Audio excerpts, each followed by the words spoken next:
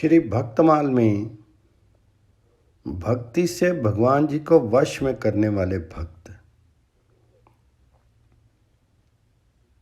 हो कहाँ कहो बनाई बात सब ही जग जाने करते दोना भयो श्याम सौरभ मन माने 56 भोगते पहले खींच कर्मा को भावे सिल पिल्ले के कहत कुवरी पे हरी चली आवे भक्तन हित सुत विष दियो भूप नारी प्रभु राखीपति प्रसाद अवज्ञा जाने के पानी तजियो एके निरिपति। श्री नाभाजी कहते हैं कि जगन्नाथपुरी के एक राजा ने अपने दाहिने हाथ से प्रसाद का अपमान हुआ जान करके उसे त्याग दिया अर्थात कटवा डाला। इस बात को मैं अपनी ओर से बनाकर क्या कहूँ, इसे तो सारा संसार जानता है कि उस भक्त राजा के कटे हुए हाथ से दोना का वृक्ष उत्पन्न हुआ जिसके पुष्प एवं पत्रों की सुगंध श्याम सुंदर को अत्यंत प्रिय लगती है। श्री जगन्नाथ जी को 56 राज भोग से पहले श्री कर्मा बाई की खिचड़ी अति ही स्वादिष्ट लगती है, अतः अब तक नित्य उसका भोग लगता है।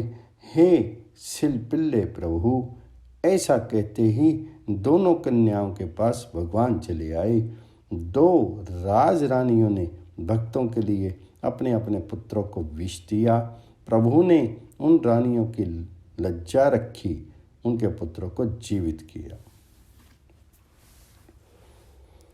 इस भगवाननिष्ठ भक्तों का संक्षिप्त परिचय इस प्रकार है। भगवत प्रसाद निष्ठ राजा। श्री जगन्नाथपुरी के राजा की भगवत प्रसाद में बड़ी ही निष्ठा थी, परंतु एक दिन राजा चौपड़ खेल रहा था। इसी बीच श्री जगन्नाथ जी के पंडा जी प्रसाद देकर आए। राजा के दाहिने हाथ में पासा था, अतः उसने बाएं हाथ से प्रसाद को छू करके उसे स्वीकार किया। इस प्रकार प्रसाद का अपमान जान करके पंडा जी रुष्ट हो गए। प्रसाद को राजमहल में ना पहुंचा करके उसे वापस ले गए।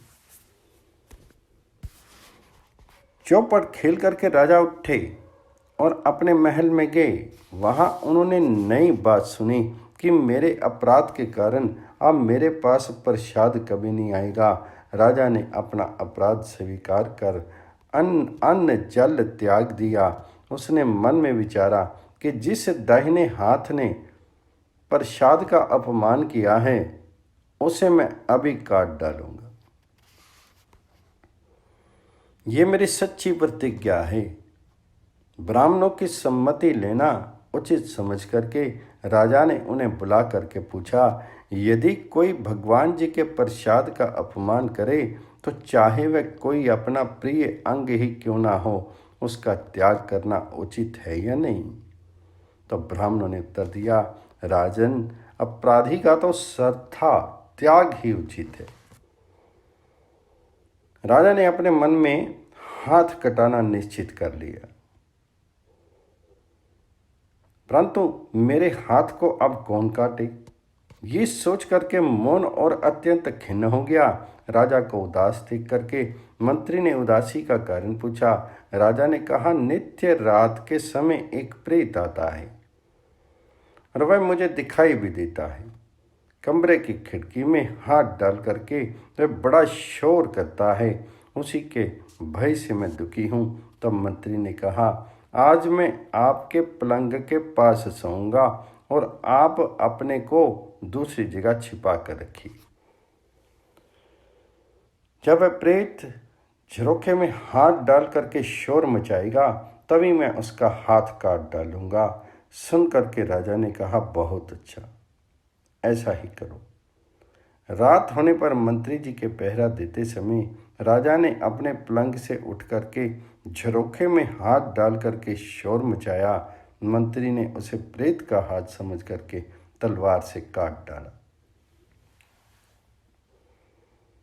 राजा का हाथ कटा देख करके मंत्री जी अति लज्जित हुए और पछताते हुए कहने लगे कि मैं बड़ा मूर्ख हूँ, मैंने ये क्या कर डाला।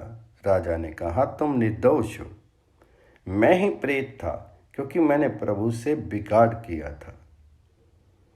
राजा की ऐसी प्रसाद निष्ठा देख करके अपने पंडों से श्री जगन्नाथ जी ने कहा कि अभी अभी मेरा प्रसाद लेकर के राजा को दो और उसके कटे हुए हाथ को मेरे बाग में लगा दो।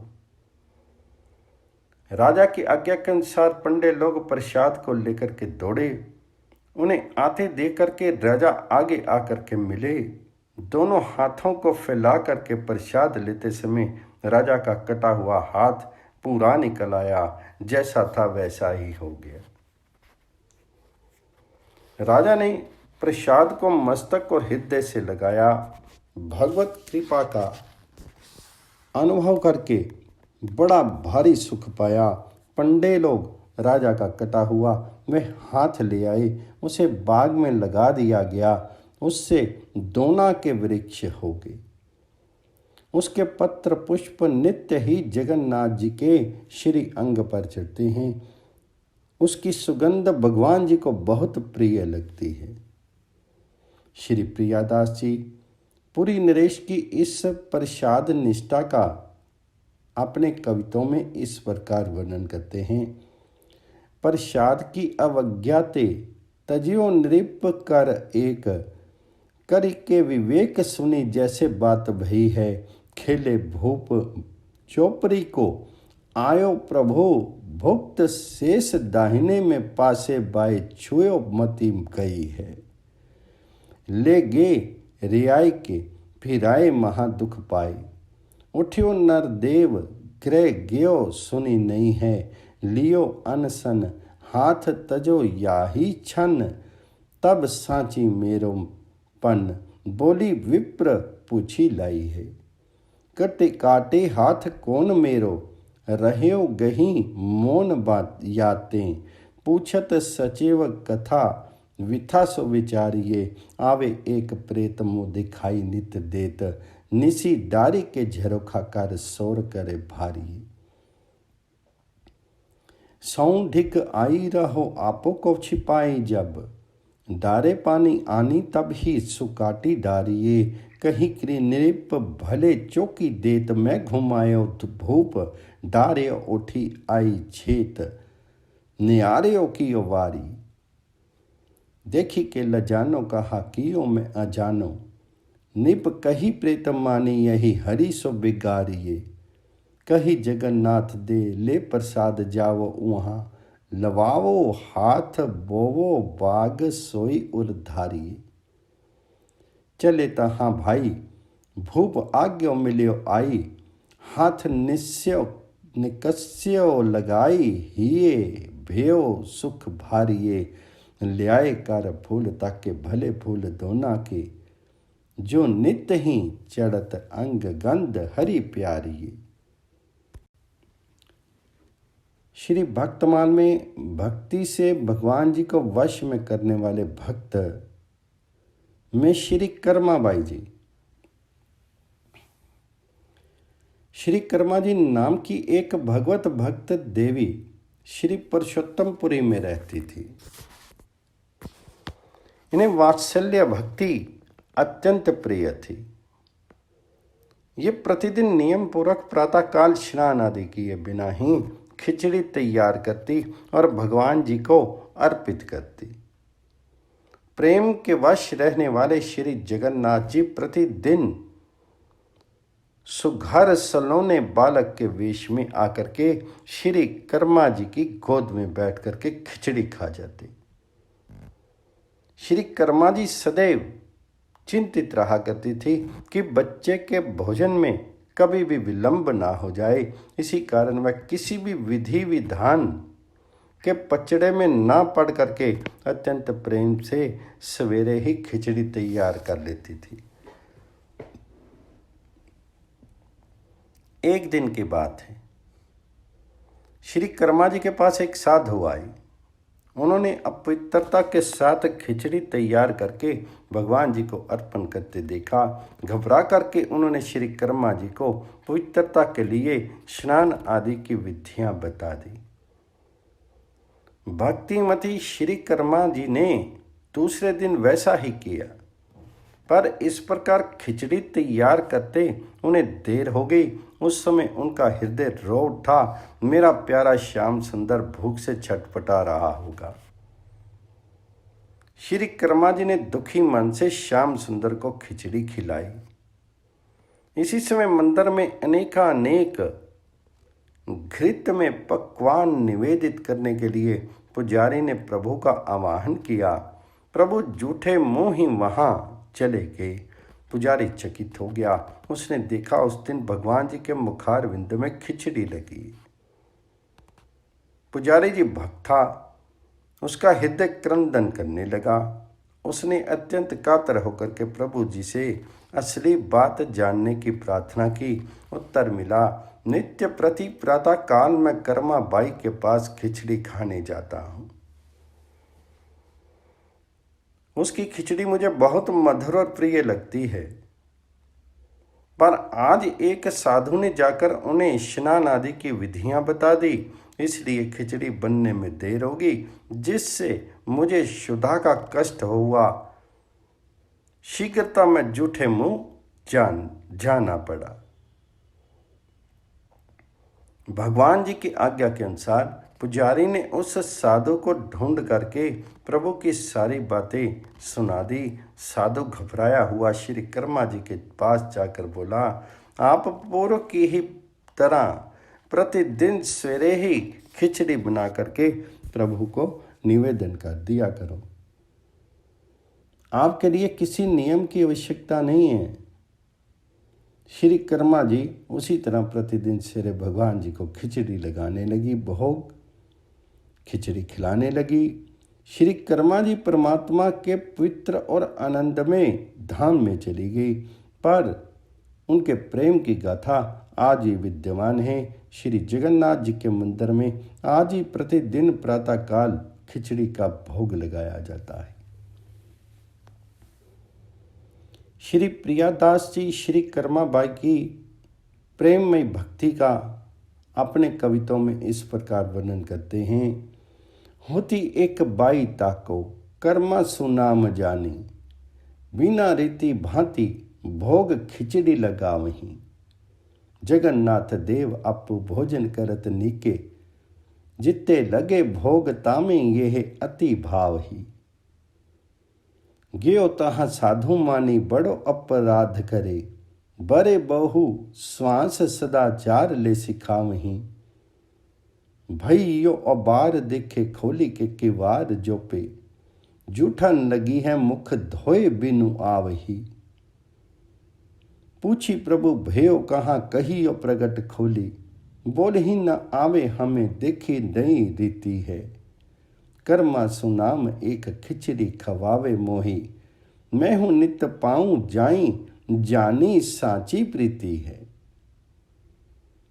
गयो मेरो संत रीति भांति सो सिखाए आयो, मत मु अनंत बिनु जाने यो अनीति है।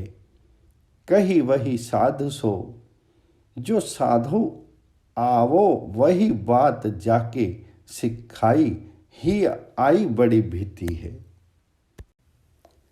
श्री भक्तमाल में भक्ति में भगवान जी को वश में करने वाले भक्त श्री सिल पिल्ले की भक्त दो कन्याएं।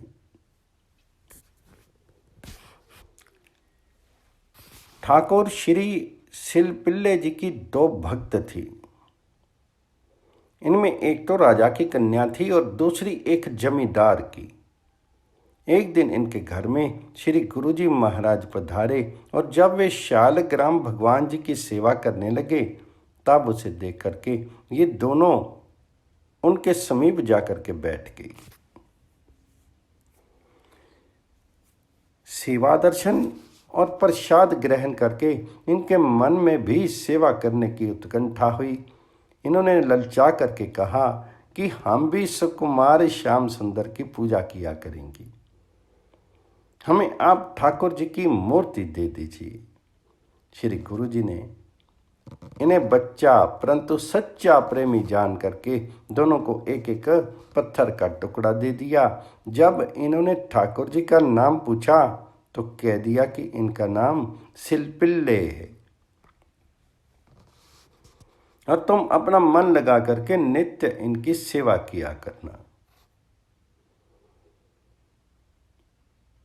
गुरुदेव की आज्ञा के अनुसार दोनों प्रेम से पूजा करने लगी। सेवा करते करते उनके हृदय में बड़ा भारी अनुराग बढ़ गया।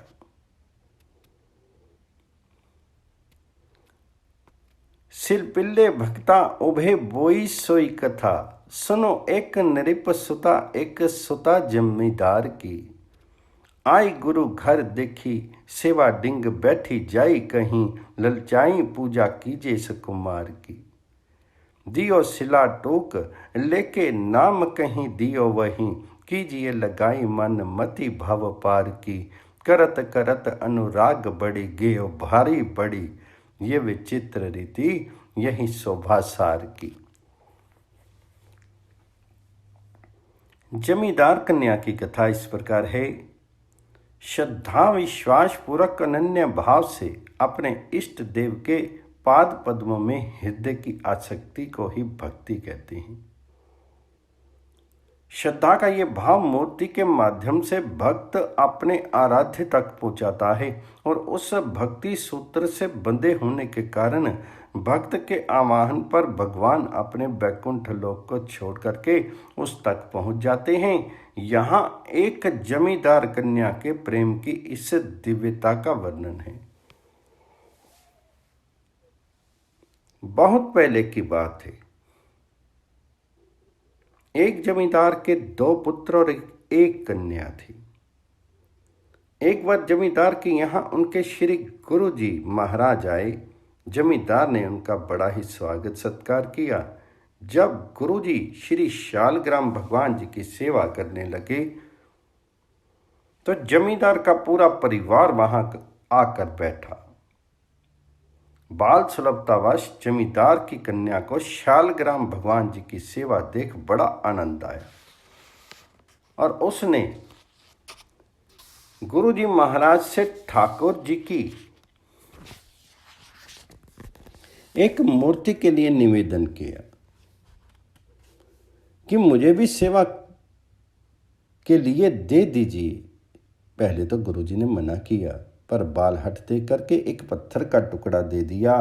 बालिका ने पूछा कि गुरुदेव मैं अपने भगवान को क्या कहकर पुकारूंगी? तो उन्होंने हंसते हुए कह दिया, तुम इन्हें सिलपिल्ले भगवान कहना। श्री गुरु जी महाराज ने सामान्य ढंग से पूजा विधि भी बतला दी।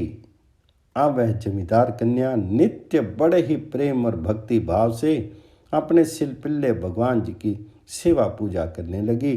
धीरे धीरे उसे इस कार्य में इतनी रुचि होगी कि सिलपिल्ले भगवान की पूजा करने के अतिरिक्त उसका किसी अन्य कार्य में मन ही नहीं लगता।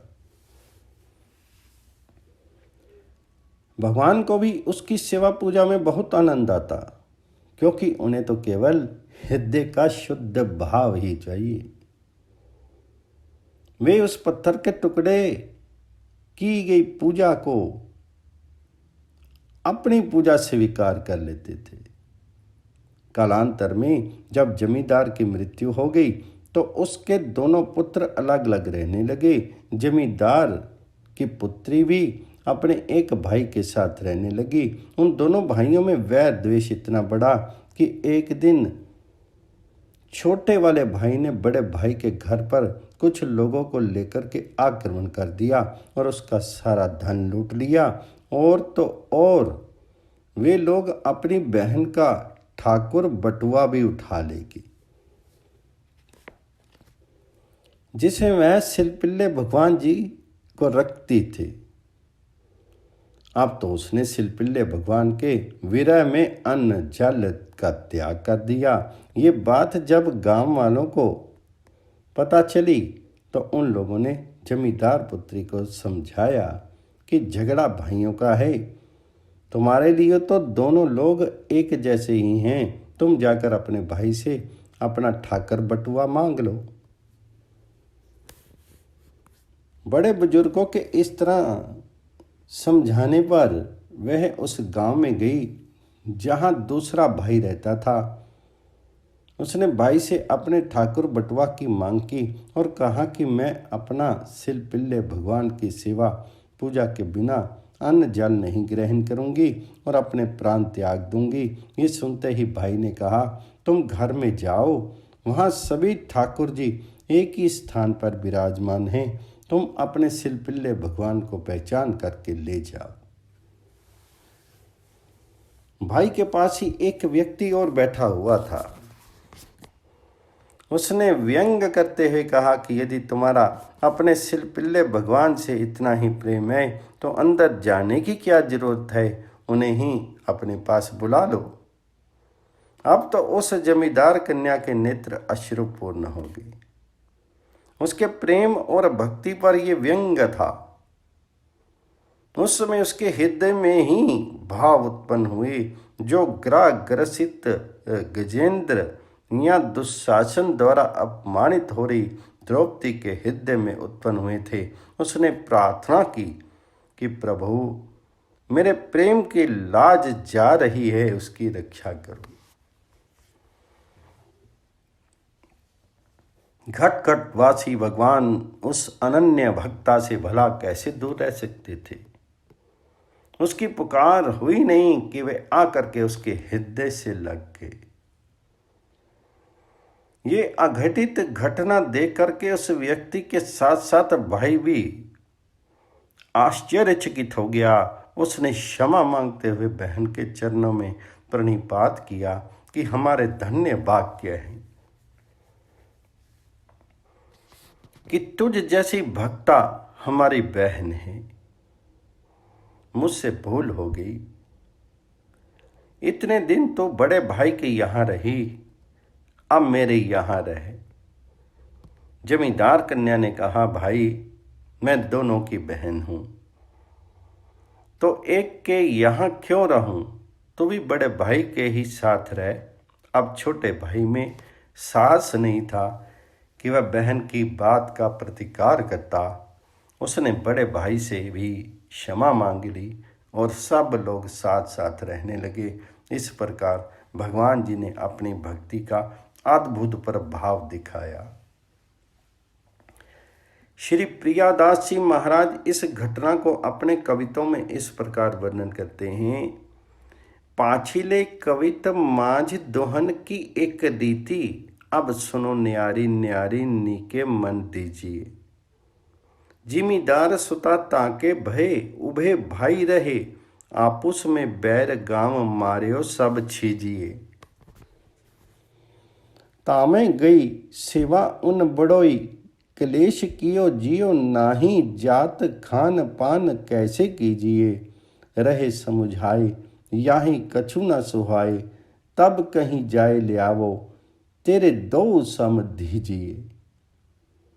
गई वाही गांव जहां दूसरो जो भाई रहे, बैठ्यो हो अथाई मांझ कहीं बात है। लेवो जो बिछानी तहां बैठो एक ठेर प्रभु, बोली उठियो कोक बोली लीजे प्रीति गात है। भाई आँखी राती लागी, फाटी बैंको छाती सो, पुकारी सुर आरत सो मानो तन पात है। हिये आई लागे सब दुख दूर भागे, को बड़े भाग जागे घर न सम्मात है। भक्ति से भगवान जी को वश में करने वाले भक्त राजा की कन्या की कथा। बहुत पहले की बात है। एक महात्मा एक दिन एक राजा के यहाँ पधारे। देवयोग से उन्हें वहां कई दिन रहना पड़ गया। महात्मा जी के पास कुछ शालग्राम जी की मूर्तियां थी। राजा की अबोध बालिका का प्रतिदिन महात्मा जी के समीप बैठ करके उनकी पूजा देखा करती थी। एक दिन कन्या ने महात्मा जी से पूछा, बाबा जी आप किसकी पूजा करते हैं? तो महात्मा जी ने कन्या को अबोध समझ करके हंसी हंसी में उससे कह दिया, हम सिलपिल्ले भगवान की पूजा करते हैं। कन्या ने कहा कि बाबा जी सिलपिल्ले भगवान की पूजा करने से क्या लाभ है? तो महात्मा जी ने कहा, सिलपिल्ले भगवान की पूजा करने से मनचाहा फल प्राप्त हो सकता है। तो कन्या ने कहा, तो बाबा जी मुझे भी एक सिलपिल्ले भगवान दे दीजिएगा, मैं भी आपकी भांति उनकी पूजा किया करूंगी। महात्मा जी ने उसका सच्चा अनुराग देख करके उसे एक शालग्राम की मूर्ति दे दी और पूजन का विधान तो बतला दिया। महात्मा तो विदा होगी। कन्या परम विश्वास तथा सच्ची लगन के साथ अपने सिलपिल्ले भगवान की पूजा करने लगी। वह अबोध बालिका अपने उन इष्ट देव के अनुराग रंग में ऐसी रंग गई कि उनका क्षण भर का भी वियोग उसे असह्य होने लगा। वह कुछ भी खाती पीती अपने उस इष्ट देव का भोग लगाए बिना नहीं खाती पीती। वयस्क हो जाने पर जब कन्या का विवाह हुआ तब दुर्भाग्य से उस बेचारी को ऐसे पति देव मिले जो प्रकृत्या हरि विमुख थे। कन्या अपने सिलपिल्ले भगवान जी को ससुराल जाते समय साथ ही ले गई थी। एक दिन उसके पति देव ने पूजा करते हुए समय उससे पूछा कि तू किसकी पूजा करती है? उसने कहा, मैं सारी मनवांछा पूर्ण करने वाले अपने सिलपिल्ले भगवान जी की पूजा करती हूँ। तो पति देव ने कहा, ढकोंसले कर रही है? ये कहकर के उस मूर्ति को उठा लिया और बोले कि इसे नदी में डाल दूंगा। कन्या ने बहुत अनुनय विनय के साथ कहा, स्वामीन ऐसा मत कीजिएगा। किंतु स्वामी तो स्वभावतः दुष्ट ठहरे। भला वे कब मानने लगे। वह बेचारी साथ ही साथ रोती चली गई। किंतु उस प्रकृत्या हरि विमुख पति देव ने सचमुच उस मूर्ति को नदी में फेंक दिया। कन्या उसी समय से अपने सिलपिल्ले भगवान जी के विरह में दीवानी होगी। उसे अपने इष्ट देव के बिना सारा संसार शून्य जचने लगा। उसका खाना पीना सोना सब भूल गया। लज्जा छोड़ करके वह निरंतर रटने लगी, मेरे सिलपिल्ले भगवान मुझ दासी को छोड़कर कहाँ चले गए? शीघ्र दर्शन दो, नहीं तो दासी के प्राण जा रहे हैं। आपका वियोग असह्य है। एक दिन वह अपने उक्त भगवान के विरह में उस नदी में डूबने पर तुल गई। लोगों ने उसे बहुत कुछ समझाया किंतु उसने एक नहीं सुनी। वह पागल सी बनी नदी के किनारे पहुंच गई। उसने बड़े ऊंचे स्वर से पुकारा, मेरे प्राण प्यारे सिलपिल्ले भगवान, शीघ्र बाहर आकर दर्शन दो, नहीं तो दासी का प्राणांत होने जा रहा है। इस करुण प्राण के पुकार के साथ ही एक अद्भुत शब्द हुआ कि मैं आ रहा हूं। फिर उस कन्या के समक्ष वही सालग्राम जी की मूर्ति उपस्थित होगी। जब वह मूर्ति को उठा करके हृदय से लगाने लगी तब उसी मूर्ति के अंदर से चतुर्भुज रूप में भगवान प्रकट हो गए, जिनके दिव्य तेज से अन्य दर्शकों की आंखें झप गई। इतने में एक प्रकाशमान गरुड़ ध्वज विमान आया। भगवान अपनी उस सच्ची भक्ता को उसी में बिठला करके वैकुंठ धाम को लिए चले गए। उसके वे हरि विमुख पति देव आंखें फाड़ते हुए रह गए। उस राजकन्या के सास और ससुर आदि ने भी ये चमत्कार देखा तो बड़े प्रभावित हुए। राजकन्या ने अपनी भक्ति से सबको भक्त बना दिया। वे सभी भक्त भगवान जी की सेवा में लग गए। वे सभी कहने लगे कि हम सबों के भाग्य जग गए जो ऐसी बहू घर आई। श्री प्रियादास जी महाराज राजकन्या की इस प्रीति का अपनी कविता में इस प्रकार वर्णन करते हैं। सुनो नृप सुता बात भक्ति गात गात पगी भगी सब विषय वृत्ति सेवा अनुरागी है। ब्याही विमुख घर आयो लैन बहे बर खरी अरबरी को चित चिंता लागी है। करी दई संग भरी अपने ही रंग चली अली हूँ ना कोई एक वहीं जासो रागी है। आयो दिगपति बोली कियो चाहे रति बाकी और भई गति मति आवो विथा पाकी है। कौन वह विथा ताको कीजिए जतन बेगी बड़ो उद्वेग नेकु बोली सुख दीजिए। बोली बोझो चाहो तो पे चाहो हरि भक्ति ही ये बिना हरि भक्ति मेरो अंग नहीं छीजिए। आयो रोष भारी अब मन में बिचारी व पिटारी में जो कुछ सोई लेके न्यारो कीजिए। करी वही बात मूसी जल माझ डारी दई नहीं भई ज्वाला जियो जात नहीं खीजिए। तज्यो जल अन अब चाहत प्रसन्न कियो होत क्यों प्रसन्न जाको सर बस लियो है। पहुँच भवन आए दई सो जसाए बात गात अति छीन देखी कहाँ हठ कियो है। सासु समझावे कछु हाथ सुख आवे या को बोली हुना भावे तब धरकत हियो है। कहे सोई करे अब पाए तेरे परे हम बोली जब बेई आवे तो ही जात जियो है। आए वाही थोर भोर आई तनु भूमि गिरियो धरियो जल नैन सुर आरत पुकारी है। भक्ति बस श्याम जैसे काम बस कामी नर धाई लागे जाति सो जो संग सो पिटारी है। देखी पति सासु आदि जगत विवाद मिट्यो बाद ही जन्म गयो नेकु न संभारी है। किए सब भक्त हरि साधु सेवा मांझ पगे जगे को भाग घर वधु सो पधारी है।